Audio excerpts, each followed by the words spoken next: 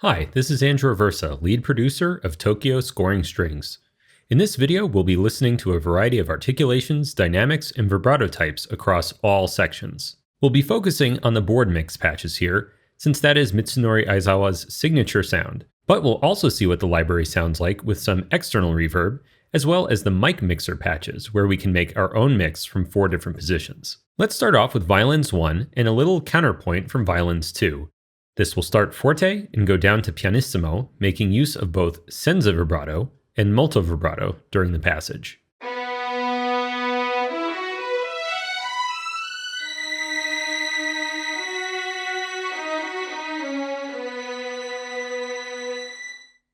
Next, we'll hear Violins I playing spiccato and Violins II playing spiccato secco, or crisp spiccato. Then the section after that will feature Violins I playing spiccato secco and Violins II playing staccatissimo.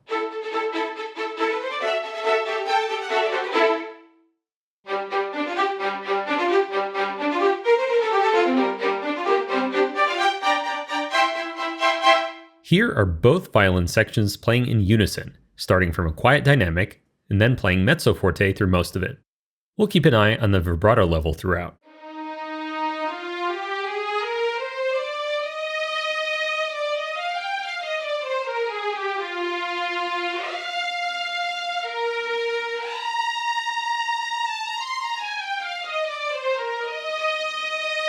Now let's try adding the violas an octave below with the same MIDI data otherwise. We'll also check it out with some external reverb. First, 7th Heaven for a Bricasti M7 style reverb, and then the Lexicon Random Hall preset.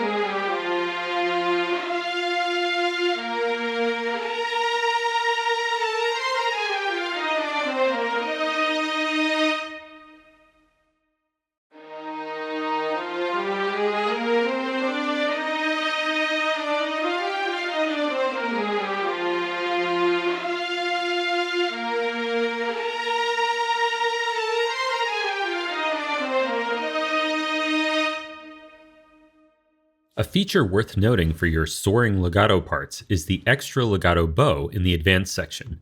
When enabled, this adds a velocity-sensitive spiccato overlay to legato transitions. The timing adjusts automatically based on when the destination note comes in. We'll listen first without the extra bow, and then with.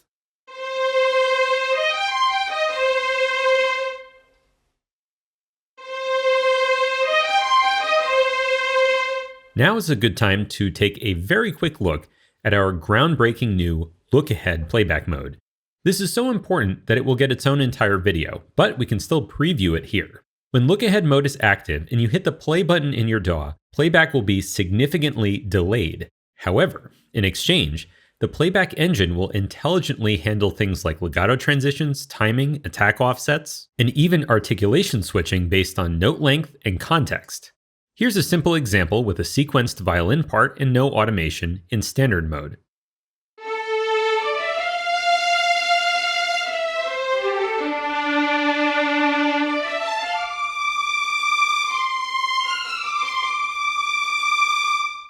Because none of the notes overlapped, there was no legato, so it didn't sound as realistic as possible. If I wanted to write legato with the slow profile, normally I'd have to nudge notes around to anticipate transitions.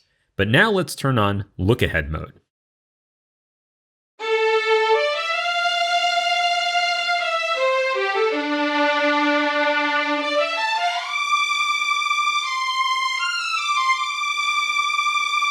It takes my sequencing, and even though everything is snapped to the grid, it times everything correctly, uses legato, and overall just sounds better. Be sure to check out the dedicated Look Ahead mode video, which will release sometime after this one, where we'll talk about how to fit this in the context of a whole project.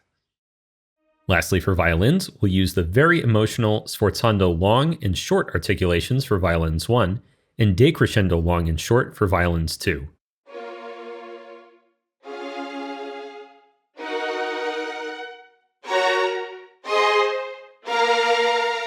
Moving on to violas, here's a melodic part with some nice dynamic movement.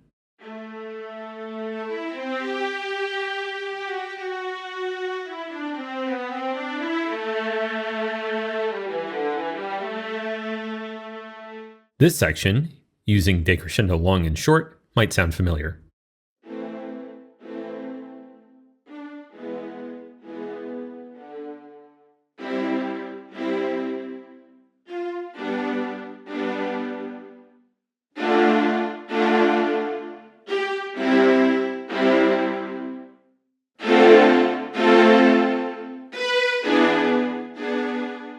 While fast arpeggios usually call for spiccato, you can try using staccato instead, and you'll hear some staccatissimo at the end.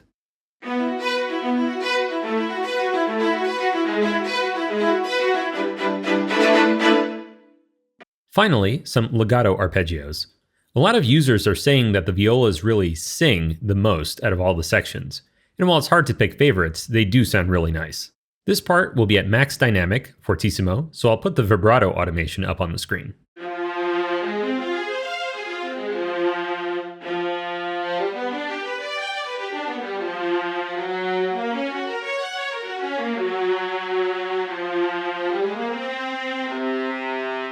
The cello section is very capable of playing its own legato melody. This uses both regular and molto vibrato.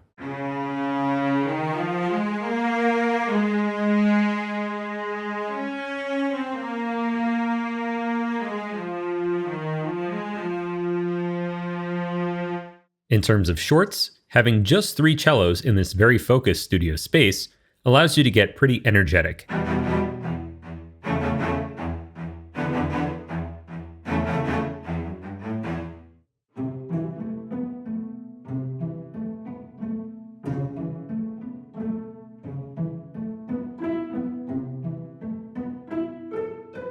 And for this last legato scale, I'll swell from piano to fortissimo and senza vibrato to molto vibrato.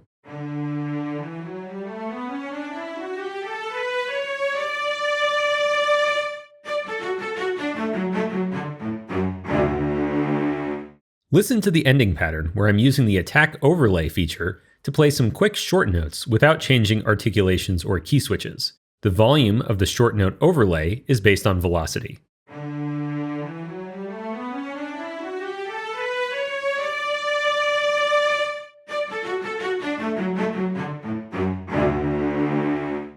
I'll use that same technique for this contrabass part. The only articulation used is arco, or sustain, but the spiccato overlay lets me play very nimbly.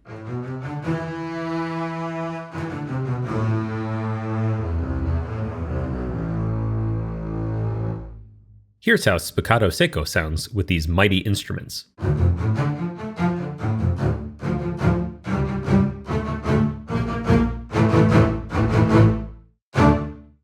Compare that to staccatos.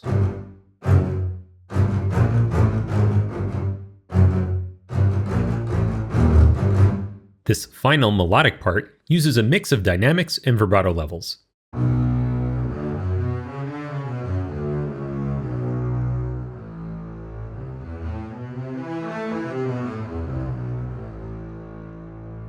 Here's a passage using all the sections playing at the same time in polylegato mode so that the violins can play multiple notes at the same time, and the violas too for a bit.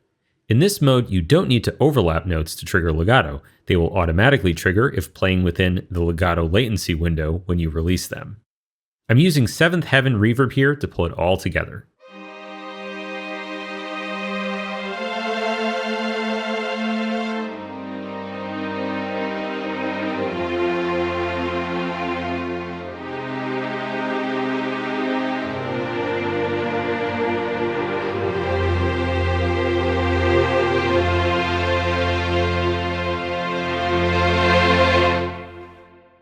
We can also check out this same part, but this time with our con sordino or muted toggle enabled for an even more buttery tone.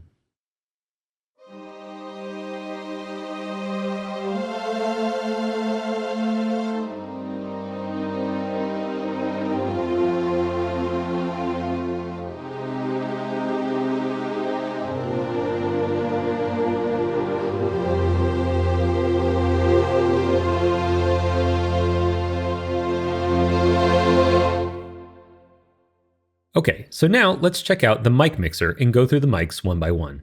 It's very important to note that these patches can take up much more CPU and memory because each mic position multiplies the number of voices and samples loaded. Using all 4 mics takes 4 times the CPU and memory as the same board mix patch. So if there are articulations you're not using, it's a good idea to turn them off and save RAM. First, here's the close mic position. This uses multiple spot mics for the driest and tightest overall sound in the library.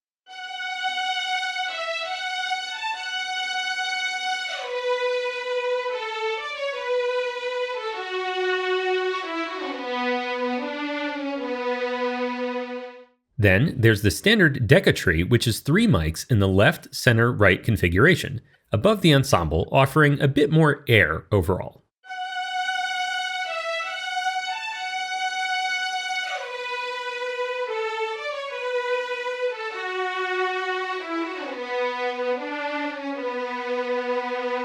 The room position features 4 mics placed approximately in a square around the ensemble, 2 in the back and 2 outriggers, giving a nice stereo image and ambience.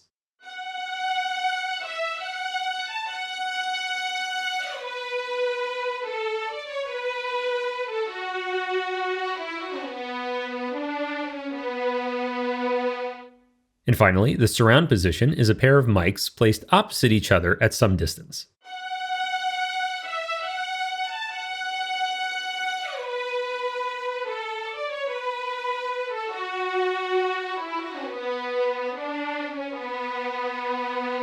Notice that none of these have a really long reverb tail. This isn't surprising considering the space, but it is different than the typical close stage far setup that other orchestral libraries have. The non-close mics do have additional stereo image and spaciousness, but it isn't overbearing. That's why it's still a good idea to use some reverb on top of the strings for a traditional orchestral mock-up. If you're going for a pop or rock sound, you might just use the board mix or close mics dry.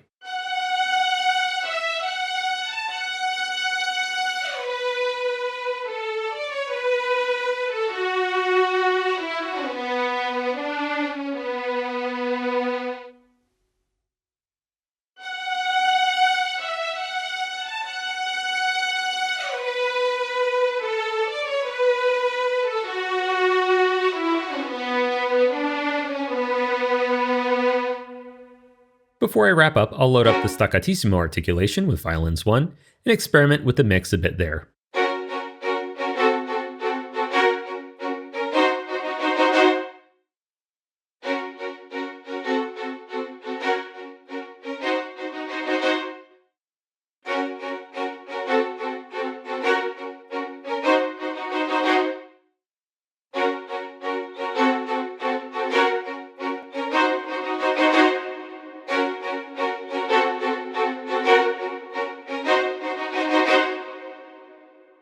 I hope you enjoyed this sonic overview of Tokyo scoring strings. Of course, with over 280,000 samples, there's no way to demonstrate everything this library can do, but this should give you an idea of the range, depth, and expression possible with this incredible tool. This has been Andrew Aversa, and I'll see you next time.